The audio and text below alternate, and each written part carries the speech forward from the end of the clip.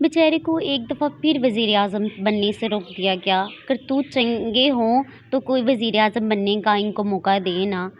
अस्सलामुअलैकुम, कैसे हैं आप सब? उम्मीद है सब खैरियत से होंगे। आज हम इन 2 भाइयों की बात करेंगे जिनके करतूत नहीं अच्छे, इसलिए इनको वज़ीर-ए-आज़म बनने से रोक दिया गया, और जिनके करतूत अच्छे हैं वो जेल में बैठे हुए वज़ीर-ए-आज़म बन चुके हैं, अल्हम्दुलिल्लाह। इनकी तकरीरों से अवाम ने जो कुछ निकाला है ना, वो तो आपके सामने मैं रखने वाली हूँ। 2 बाप हैं इनके। एक कहता है कि मेरा बाप शुक्र है कि गरीब था और मैं अपने आप को बाइसे फ़ख्र समझता हूँ कि मैं ऐसी बाप की औलाद हूँ। और एक कहता है कि अल्हम्दुलिल्लाह मैं शुरू से ही जो है ना वो अमीर ख़ानदान का पैदा हुआ, यानी कि सोने का चम्मच लेके पैदा हुआ हूँ। और अब देखें, खुद ही आपको पता चल जाएगा। फिर उसके बाद जो है वो सदर के सामने बैठ के, बाहर के सदर के सामने बैठ के, तो जो पानी के गिलास ये पी रहे हैं, बात इनसे होती नहीं है और पानी ये पिए जाते हैं, क्योंकि बात तो नहीं करनी होती है ना, घबराहट फ़ील होती है। और यहाँ पे इमरान खान को देखो कैसे कॉन्फिडेंस के साथ बात कर रहे हैं। ये होता है एक वज़ीर-ए-आज़म मुल्क का, जो कि डिज़र्व करता है, और हमने ऐसे किया। नमाज़ तो उनको ठीक तरह से पढ़ना नहीं आती और ये चले हैं मुल्क चलाने। सोचो, जिस इंसान को ये ना पता हो कि हमारे दीन इस्लाम में क्या बताया गया है, वो हमें दीन सिखाएंगे, हमें सिखाएंगे दीन, वो इस्लामिक दार पे बात करेंगे। एक छोटे बच्चों को जब मस्जिद में लेके जाया जाता है तो उसको ये बताया जाता है कि जैसे मौलवी साहब नमाज को अदा करेंगे वैसे भी बेटा तुमने भी अदा करना है। और यहाँ पे ये देखें, मौलवी साहब अभी खड़े हैं और इन जनाब की नमाज भी पूरी हो गई है। शायद ही कभी मस्जिदों का रुख किया हो, कभी नमाज पढ़ी हो बचपन में, तो याद हो ऐसे करते थे, बस याद हो, प्रॉपरली ठीक तरह से याद ना हो, लेकिन इतना पता हो। लगता है सालों हो गए नमाज़ पढ़े हुए, सालों हो गए कुरान को खोले हुए। ये है कि इनको देख के पता चलता है कि इनको पता ही नहीं है, इनको आयत पढ़ना ही नहीं आती, इनको बताना नहीं आता, इनको तर्जुमा नहीं आता। आगे मैं आपको एक और वीडियो से दिखाती हूँ मरियम की, वो भी ज़रा देखिएगा, इससे भी आपको अंदाज़ा बखूबी हो जाएगा। शाबाश, वेरी गुड, वेल डन, बहुत मज़ा आ गया तुम्हारी तकरीर सुन के। ये सर्जरी की मशीन अपने आप को किस शख्सियत के साथ कंपेयर कर रही है, ये जानती है? नहीं जानती, बिल्कुल भी नहीं जानती। बस ये सिर्फ उनका नाम लेती है और दूसरों लोगों को ब्लैकमेल करती है। उनको पता है कि नबी करीम सल्लल्लाहु अलैहि वसल्लम से मोहब्बत करने वाली दुनिया बड़ी पड़ी है। हम सब उनके उम्मती हैं, हम सब उनसे मोहब्बत करते हैं, अल्लाह से मोहब्बत करते हैं। हमारे दीन का, इस्लाम का तकाज़ा ही यही है। और ये सिर्फ उनके नाम पे लोगों को लूटती हैं, उनके नाम पर लोगों को हरास करती हैं, ब्लैकमेल करती हैं। कहती हैं कि हमें उनका पता है, बल्कि कख कंडा इनको नहीं पता, इनको इस्लाम का पता ही नहीं है, इसके बाप को नहीं पता कि छोटी सी बच्ची को ले लें। कैसे ये बच्ची बातें कर रही है इनके साथ, देखिए इस पॉडकास्ट में क्या बातें की गई हैं। और ये जो है वो होस्ट क्या अपनी गेस्ट के साथ सवाल कर रहा है, छोटी सी क्यूट सी बच्ची क्या कह रही है।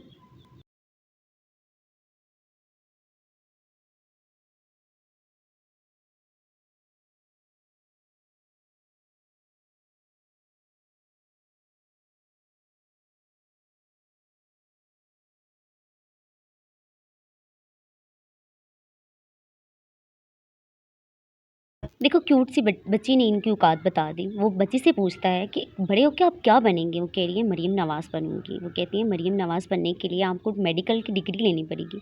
वो कहती है कौन सा मुश्किल है मेडिकल की डिग्री लेना, जैसे मरियम ने ली है वैसे मैं भी ले लूँगी।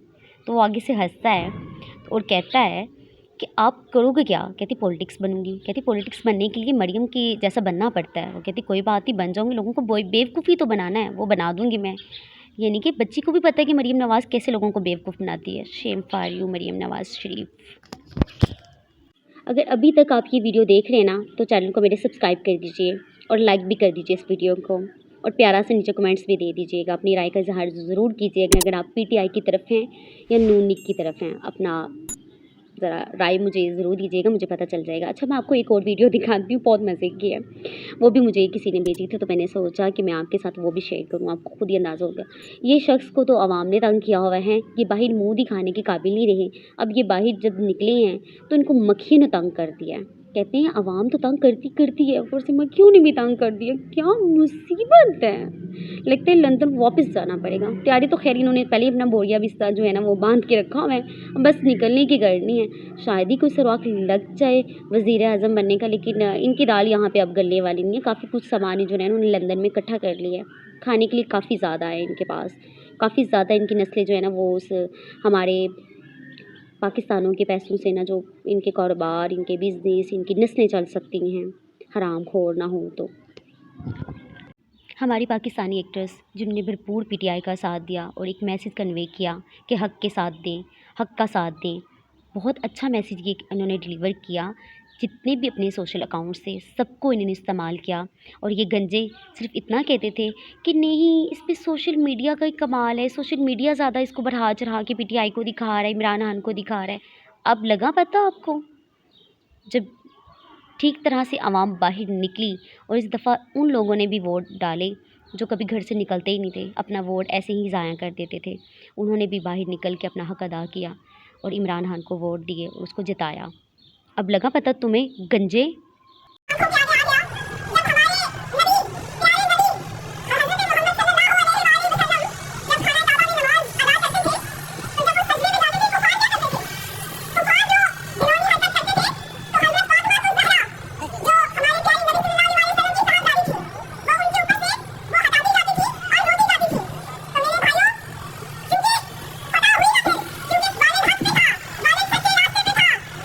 यहाँ पे एक और वीडियो पे मरियम नवाज़ शरीफ जो है ना, वो हज़रत मोहम्मद सल्लल्लाहु अलैहि वसल्लम के साथ अपना आप को मुआवज़ा कर रही है, नाउज़ुबिल्लाह।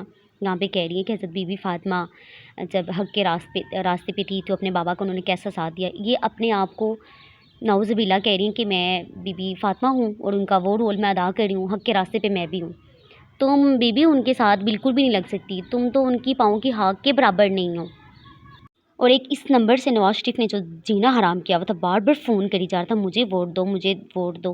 लोगों को बिरयानी के डब्बे भी खिला गया, सब कुछ खिला गया, मिठाई भी खिला गया बेचारा। और पहले ही अनाउंसमेंट कर दी, मैं नवाज़ शरीफ हूँ और मुझे मुबारकबाद कि वो मैं वज़ीर-ए-आज़म बन चुका हूँ। मुझे लोग इधर-उधर से मुबारकबाद देते हैं, लगती लानत है तुम पर। और ये जो नंबर है, बेचारे ने लगता है काफ़ी सालों के बाद आके ये सिम ऑन की थी, इस पे फ्री मिनट्स बेचारे को मिले हुए थे, इसलिए सबको जो है ना वो तंग करता था। दिन रात इसने नाक पे दम किया हुआ था कि मुझे वोट दो, मुझे वोट दो। पूरे मुल्क दिया से तो फिर भी कुछ नहीं, क्या मिला मुबारकबाद के तुम्हें? पैगामात गधा ना हो तो बगैरत इंसान, लगती लानत है तुम पर।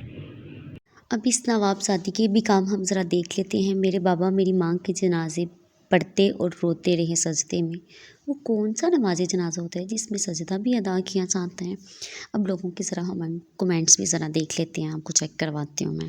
Education is important. लालच में इतने अंधे हो गए हैं कि जो मुँह में आता है वही बोल देते हैं। वाह जी वाह, क्या बात है। कि ज़रा सब्र करें, आगे भी हैं। जनाजे में कौन सा सजदा होता है? वैसे ये कब की बात है, रात को सोते हुए तो नहीं पढ़ लिया था? हाँ, बस डायलॉग बाजी करनी होती है बगैरतों ने। आगे भी बढ़ते हैं। जनाजा पढ़ ही नहीं सका ये आदमी। ये तो आदमी जेल में था जब इसकी बीवी फौत हुई थी। देखो कैसे लोग हैं, कहते हैं कि मेरे बाबा जनाजा पढ़ रहे थे और सजदे में रो रहे थे। वाह, वो कौन सा जनाजा था वैसे? चलें जी, आगे बढ़ते हैं। ये लोग झूठे होने की तस्दीक अपने मुंह से खुद ही कर रहे हैं, फिर ये लीडर बनने की कोशिश करते हैं। इनमें कोई ज़्यादा पढ़ा लिखा तो है ही नहीं, इसको तो दीन की समझ ही नहीं है। मिलती हूँ नेक्स्ट वीडियो में। अपना बहुत सारा ख्याल रखिएगा। अल्लाह हाफ़िज़।